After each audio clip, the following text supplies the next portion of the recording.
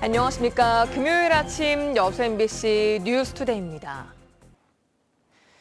일제강점기 항일운동부터 해방 이후 반독재 투쟁까지 시대의 위기에 늘 앞장서 맞서왔던 인물이 있습니다. 고흥 출신의 월파 서민호 선생인데요. 지역민의 관심에서 오랜 기간 멀어져 있었지만 올해 탄생 120년을 맞이해서 다양한 기념 사업들이 추진되고 있습니다. 유민호 기자입니다. 비탈진 언덕이 고즈넉한 한옥, 고흥군 동강면에 자리한 죽산제입니다. 월파 서민호 선생의 흔적이 고스란히 남은 곳으로 형제끼리 우의를 다지고 조상의 제사를 지냈던 장소입니다. 한때 관심에서 밀려나 헐릴 위기까지 처했던 죽산제. 10여 년 전부터 마을 주민과 고흥군, 문화재 전문가 등 지역사회가 나서 건물을 수리했고 전라남도 문화재까지 지정됐습니다. 꼼꼼히 이곳저곳을 살핀 사람들은 문화재가 지닌 아름다움과 가치뿐 아니라 항일과 반독재에 앞장섰던 서민호 선생이 남긴 정신을 되새깁니다.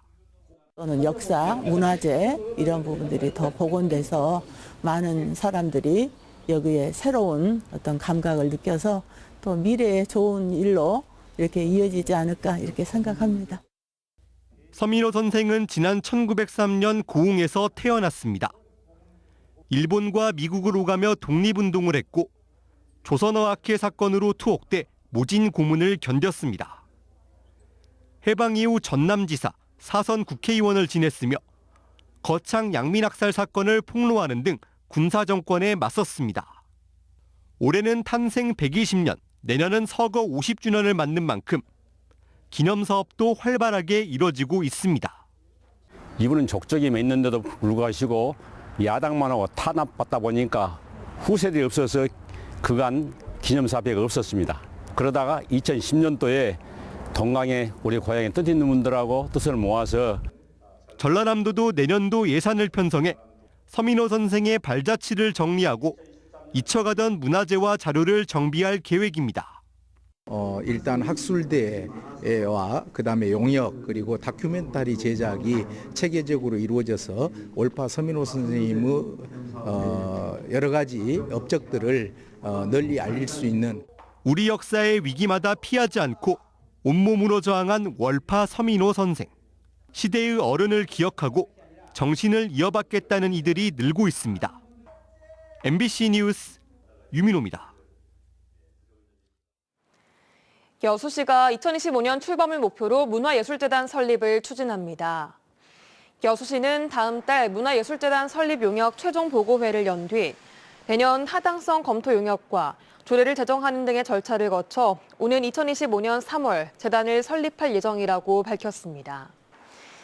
여수문화예술재단은 문화예술 정책을 기획 시행하는 기구로 민선 8기 여수시의 공약 사항입니다. 73년 전 한국전쟁 때 여수에서 무고한 민간인들이 희생된 사건이 발생했습니다. 당시 미군의 폭격으로 100여 명이 넘는 사람들이 숨졌는데요. 이 미군 폭격 사건의 진실과 희생자 명예회복을 위해 해결해야 할 과제 등을 김단비 기자가 정리했습니다. 한국전쟁이 발발한 1950년 8월 3일.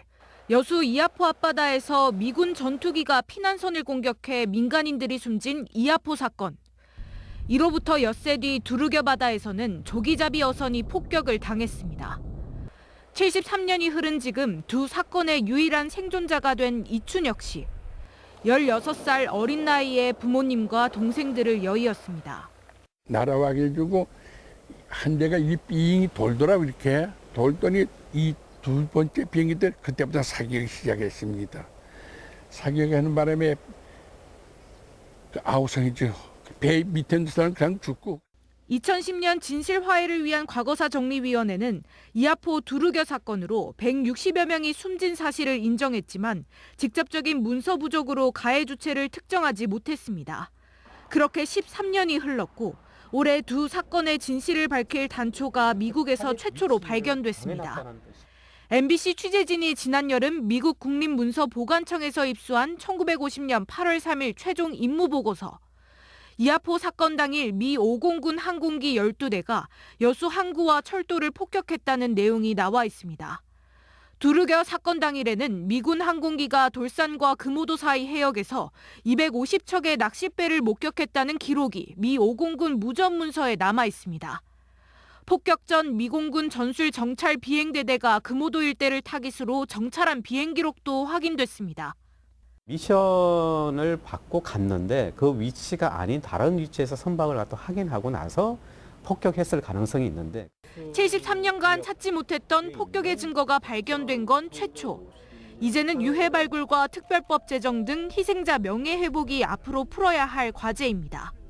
도와주세요, 좀 도와주세요. 이 너무너무 억울하죠. 딴 데 다 보상받는데 왜 내만 그렇게 보상 못 받습니까? 그리고 여수시에서는 도와준다면 아무 혜택도 없고. 전쟁 속에 무고하게 희생된 이들을 기억하기 위한 노력은 이제 우리의 손에 달렸습니다. MBC 뉴스 김단미입니다. 여수시가 실시간 해수 방사능 측정 시스템을 구축하고 운영에 들어갔습니다. 여수시는 어제 가망만 해역을 1시간 동안 운항하며 어업지도선에 설치된 실시간 해수 방사능 측정 시스템을 시운전했으며 측정 결과 별다른 이상은 관측되지 않았다고 밝혔습니다. 한국원자력연구원이 개발한 방사능 측정 시스템은 실시간으로 방사성 핵종 및 농도를 측정할 수 있는 장비입니다. 광양시가 내년 예산안 1조 979억 원을 편성해 광양시의회에 제출했습니다.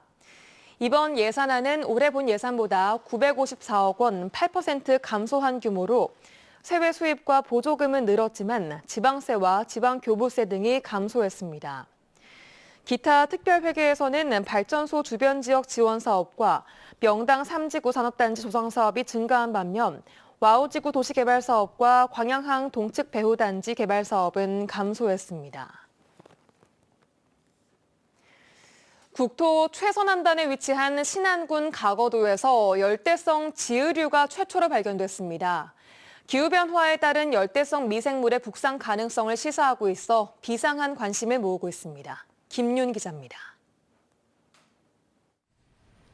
목포에서 100길로 4시간을 가야 만날 수 있는 신안군 가고도. 독실산 아래로 펼쳐진 울창한 산림 속에서 이제껏 알려지지 않은 미생물이 발견됐습니다.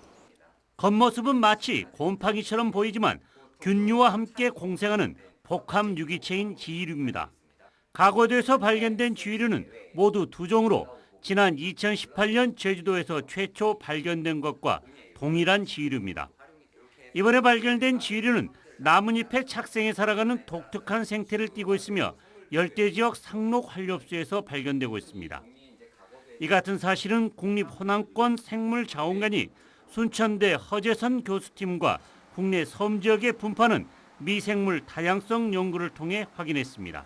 기후변화의 최전선에 있는 그 위치에 있는 지역에서 이런 생물들이 계속 발견이 되는 것은 기후변화에 따라서 어떤 미생물들도 다른 생물들도 마찬가지겠지만 계속 영향을 받으면서 서식지를 계속 확장하고 있다고 볼 수가 있겠습니다.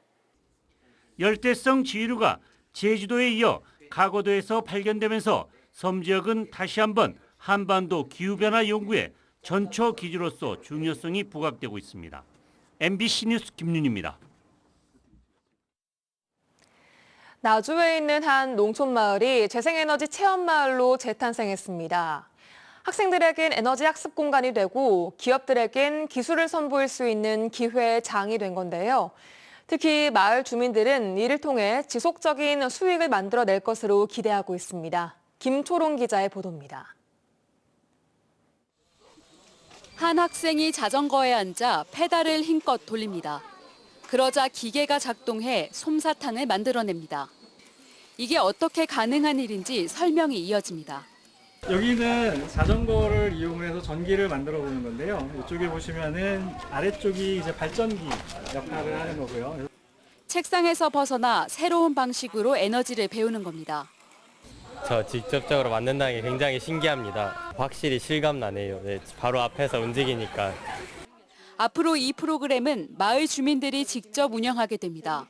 참가비는 주민 전체가 가입한 법인이 가져가는 구조입니다. 연로하신 분들만 계셨기 때문에 그래서 우리가 할 수 있는 거는 두부 만들기 체험만 했었습니다. 계속 이렇게 할 수 있으면 끊임없이 우리 체험을 유지할 수 있어서 경제적으로 많이 도움이 될 거다 이런 생각. 또 이 마을에는 재생에너지 시설을 설치할 수 있도록 규제를 풀어 10개 업체가 기술과 제품 등을 선보이도록 했습니다. 기업들은 여기다가 새로운 제품들을 만들게 되고요. 그 제품이 판매될 수 있도록 도와줍니다. 그리고 학생들은 이걸 할 때 같이 참여하다 보니까 그 기업에 자연히 취업을 되고 그게 정주하는 효과까지. 주민들은 해당 시설을 통해 공용 공간에서 전기를 무료로 쓸 수 있고 전기 판매금도 분배받게 됩니다. 동신대는 3년 안에 마을이 자립에 성공하게 되면 이번 시도가 전국적인 모델로 확대될 것으로 보고 있습니다. MBC 뉴스 김초롱입니다. 순천 시립 신대도서관이 다음 달 9일 신축 개관합니다. 순천시는 지난 2021년부터 사업비 186억 원을 투입해 착공한 지하 1층, 지상 2층, 연면적 5천여 제곱미터 규모의 시립 신대도서관이 완공돼 오는 28일 임시 개관에 이어서 다음 달 9일 정식 개관할 예정이라고 밝혔습니다. 순천시는 전남 최대 규모인 신대도서관이 책과 사람, 공간을 잇는 복합 문화 공간을 주된 특징으로 다양하고 이색적인 5가지의 공간에서 방문객들이 편하게 머물고 쉬어갈 수 있을 것으로 기대하고 있습니다.